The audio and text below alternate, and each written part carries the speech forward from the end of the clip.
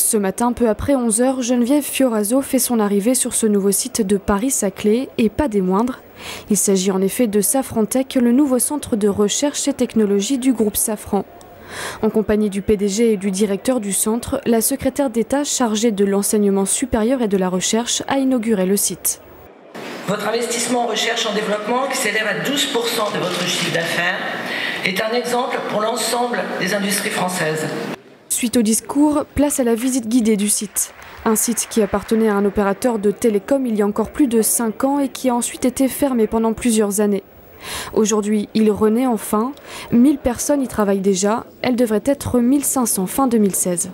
Dans le groupe Safran, on fait de l'aéronautique, on fait des systèmes pour la défense et puis on fait aussi des systèmes pour la sécurité. Donc dans ce centre, on va travailler sur l'ensemble des technologies qui servent à tous ces métiers.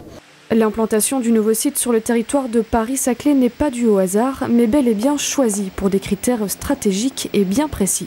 On a besoin d'avoir à proximité ce qu'on appelle un cluster d'universités, de centres de recherche, de collègues de l'industrie qui ont aussi leur centre de recherche. Donc il y a vraiment, on va être dans le pôle scientifique et de recherche industrielle le plus important en France et un pôle de rayonnement mondial, donc c'est ça qu'on cherche ici.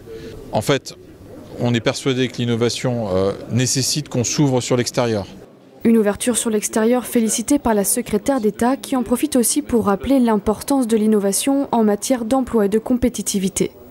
Safran a embauché au cours de ces 4 dernières années 11 000 salariés, dont 5 000 en France.